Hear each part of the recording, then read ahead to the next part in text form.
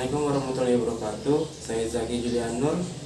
Di sini kelompok kami akan menjelaskan tentang review jurnal Indonesia dan internasional.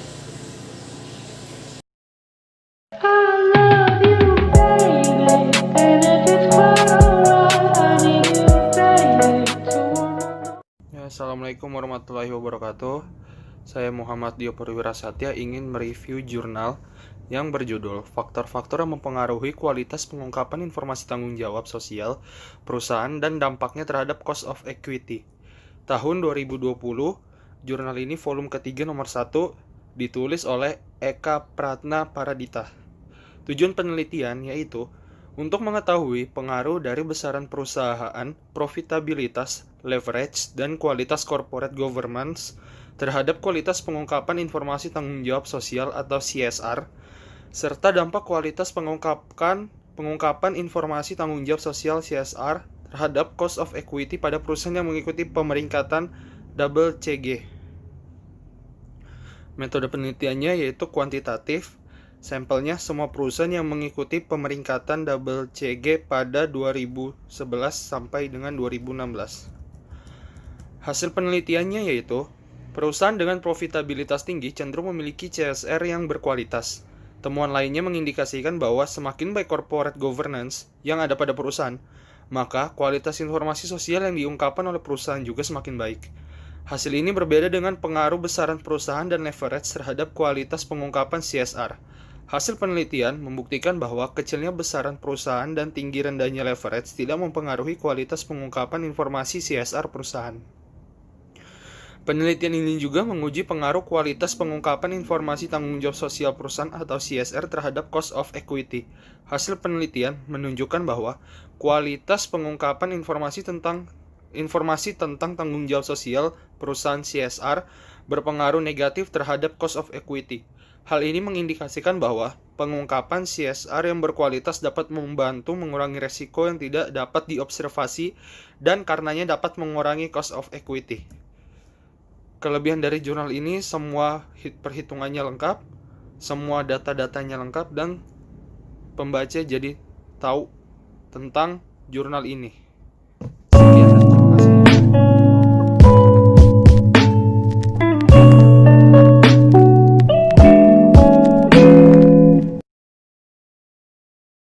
Assalamualaikum warahmatullahi wabarakatuh.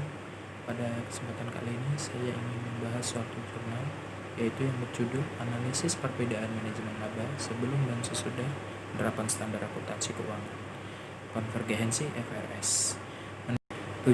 Adapun tujuan yang ingin dicapai di dalam penelitian ini adalah untuk mengetahui perbedaan manajemen laba sebelum dan sesudah penerapan Standar Akuntansi Keuangan Konvergensi FRS pada perusahaan manufaktur yang terdaftar di Bursa Efek Indonesia. Metode penelitian. Jenis penelitian ini termasuk dalam penelitian komparatif, di mana penelitian komparatif adalah jenis penelitian deskriptif yang ingin mencari jawaban secara mendasar tentang sebab dan akibat, dan penelitian yang bersifat membandingkan keberadaan suatu variabel atau lebih pada dua atau lebih sampel yang berbeda atau lebih dari satu.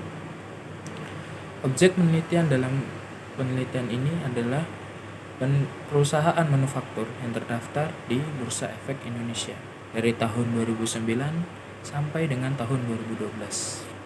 Kesimpulan dan saran. Kesimpulan berdasarkan hasil pengujian dan analisis statistik data yang telah diuraikan dapat disimpulkan bahwa 1.